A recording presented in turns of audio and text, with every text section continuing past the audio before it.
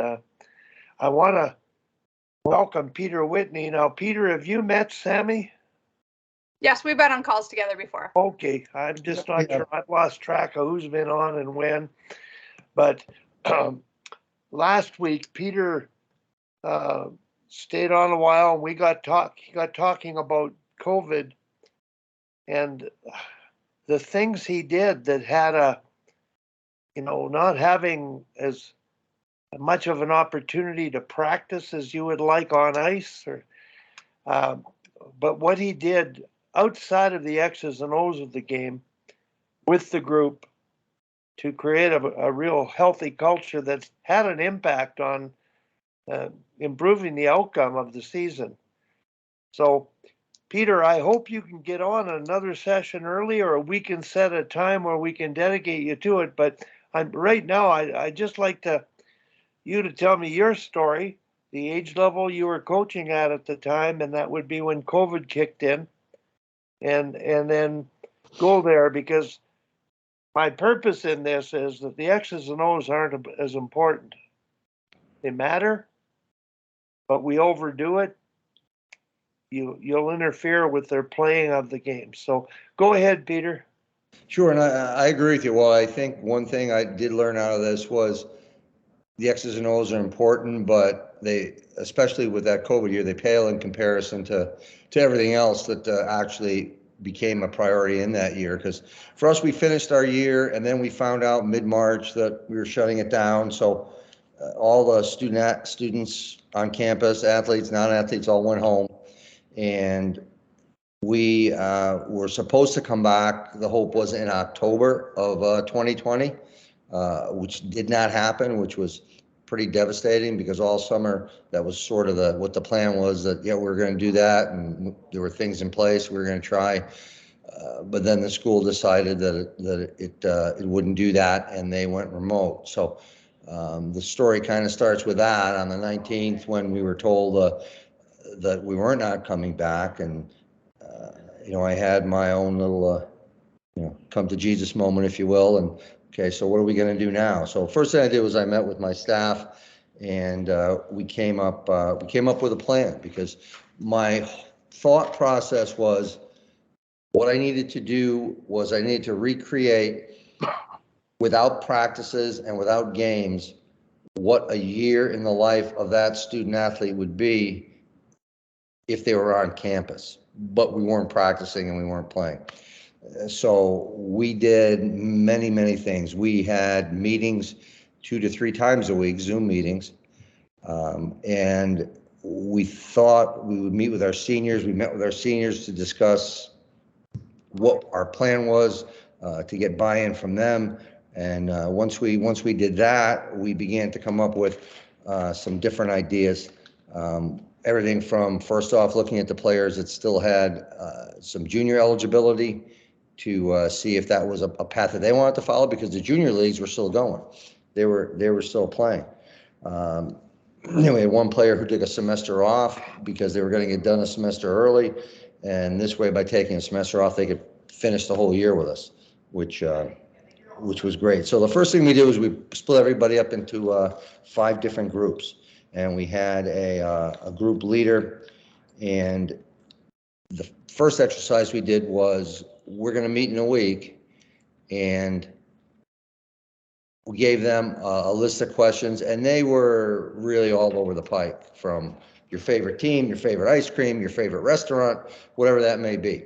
And what we did was, I want to find a way to continue to have some measure of competition. So we split them up into 5 groups, and we would have an ultimate winner out of that.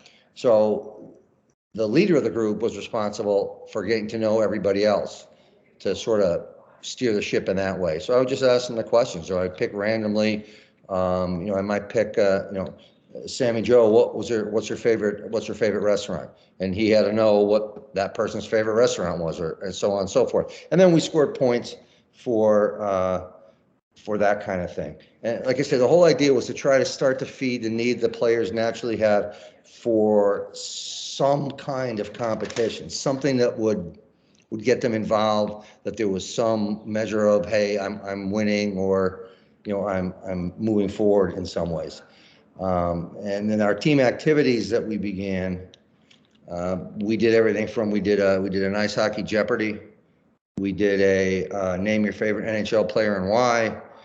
We actually, and this is one of my assistants did this, and God bless him for his ability to know technology. We did a virtual escape room where they were timed on when they could get out of the escape room. So we did that. Then we did, some real laid back stuff like tell your favorite joke, which it's funny in the sense of, not the joke, because a lot of the jokes really weren't funny, but in terms of getting out in front of a group and speaking. So we worked on a little public speaking without them even knowing that. And the other thing that the guys did, which was great, was they took turns creating a challenge. So it might be 10 push-ups, jump up, 10 shots, 10 push-ups, three rounds of that in 60 seconds. And what they did was every player videotaped themselves doing it so they could send it in, and we would look at it as a group. So two things, it held them accountable. So there's an accountability factor with this. And there was also kind of a compete factor with it, because guys were trying to do that group of 3 and 3, right, reps in less than a minute. And probably one of the most impactful ones, we had one boy who his family lived in an apartment, because most of these guys had like basements or garages where they could do this. But one of the most impactful things was his video, which he sent in, which he did that exercise in the rain. He went outside in the sidewalk in the rain, set up his phone, and videotaped himself in the rain doing it, because he was going to do it. He was going to find a way to do it. And that honestly was pretty impactful in and of itself. And we talked about that for a while, about all these things that you're doing and how they're going to help us and how we're going to be able to move forward with that. Then we went through the whole process of 50-year seniors, right? Who's going to come back, who's not going to come back. And we actually had 10 of 14 guys decide they were going to come back, which I think also obviously having those veterans helped us quite a bit in our move in the playoffs there.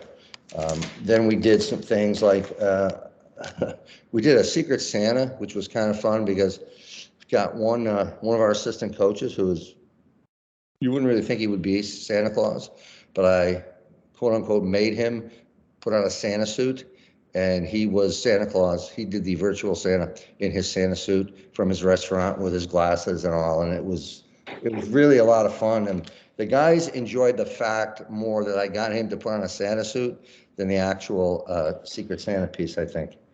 And then, it began, now it's after Christmas, so just like we would normally do, there's a little bit of break at Christmas, so you're with your families, and we'll pick back up after that Christmas break, which we did.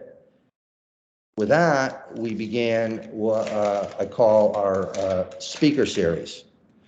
And we had everything from, I had a player who played for me in prep school who was a D1 player, played in the East Coast League. Then he became a coach. He's now a coach in the East Coast League. He talked about his journey with the boys and what his path was, because guys are interested in that. We had a strength and conditioning coach from the Utica Comets on, who talked about that piece and how important that was. Even though you're not playing right now, what can you do to continue to put yourself in the best position? Because when it's time to go back to school in the fall, you're not going to start that summer because it's going to be too late. And a lot of these topics were topics that the boys came up with. So another one that we had again, a former player who was as an investment banker. So he talked about, life after hockey and possibilities and ways to sort of begin to save and have some money for yourself in that way. Had a sports psychologist on, had an author on who has written books about hockey and success, and coached overseas and did quite a bit with the Hispanics group. I think he worked with, it was Team Puerto Rico that he worked with, he coached them. So, and then of course, a lot of questions about what's going on in the fall. I did a review with the guys too about what they liked. What did you like that we did? We did our end of season stuff. And then honestly, before you knew it, it was May. And then we backed off like we normally would on the guys for a few weeks. And then we would have our weekly conversations during the summer. And the whole idea was, we tried to engage these guys, emulate what the season would be like without a practice, without a game, but make them feel that they were part of it and get to know each other. And I really think that was a big part. Like I told you before, Wally, we were a team that coming back into that year in 2021. I mean, we were picked to finish 7th, which doesn't sound so bad unless you realize there's only 7 teams in the league. And we finished 4th and went to the championship game and fell a little bit short there. But I really think it had very little to do with the X's and O's that we did, and much more to do with what we did that year prior. That's kind of the Cliff's Note version of it.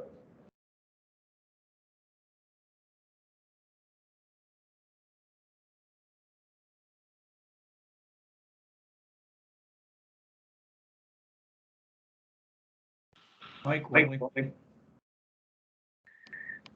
During COVID, I had a midget AA coach reach out to me and find out, to share what he was doing with his midget AA team. So I have to bring this up because it's just an ingenious idea. At the end of the season, the parents said it was the best season ever, probably because of this activity. There was the very first time they did it on a Zoom call, the head coach was the chef. Everybody got the recipe and had to do the grocery shopping. And they Zoomed while the kids cooked for their parents during the Zoom call. And the coach did the first one.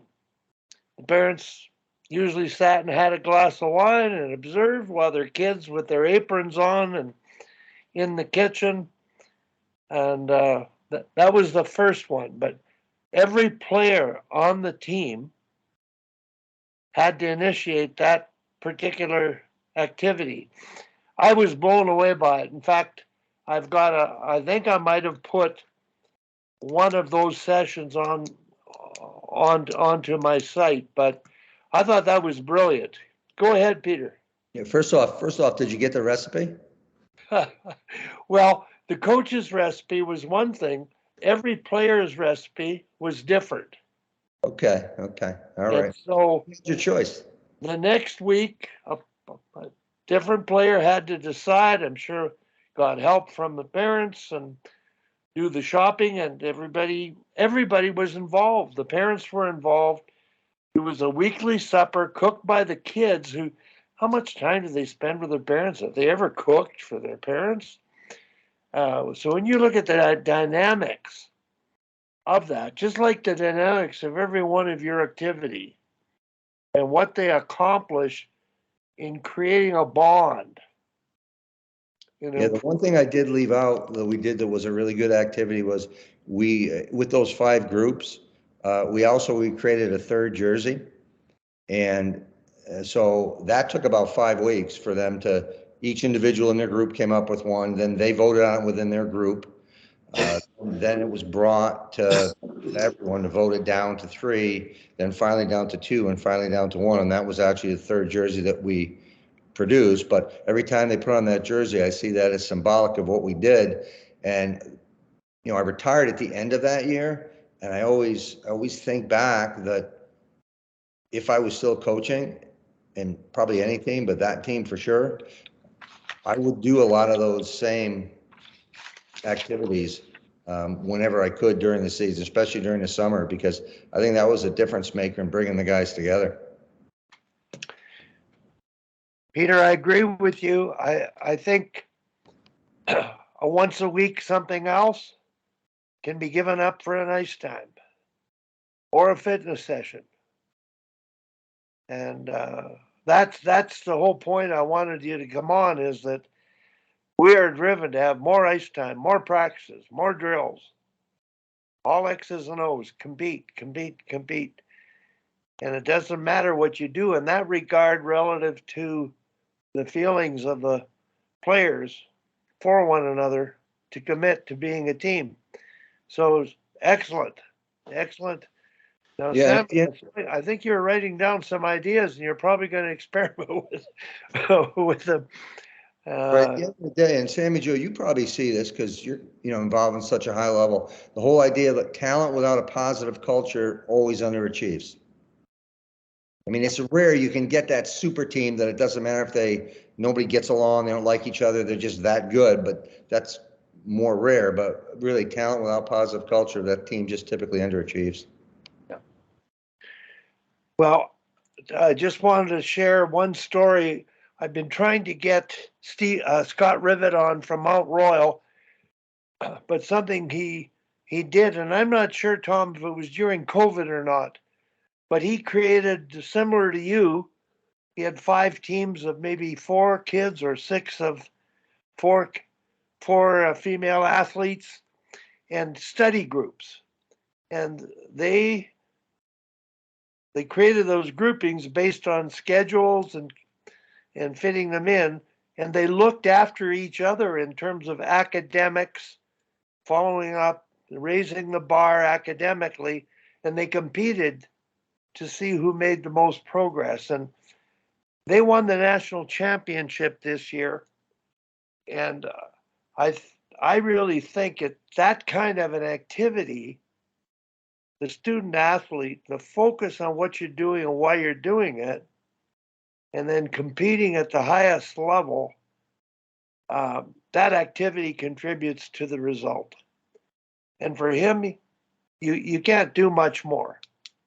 You got the result, and it's what you do to get the result. So the process of activities that you did then and the outcomes that resulted for you and for Scott and for Sammy, I'm not sure, Sammy, at your group, how much the X's and O's played a part in the end result, or how much the cultural things that you might have done as a group got the result. But do you have any observations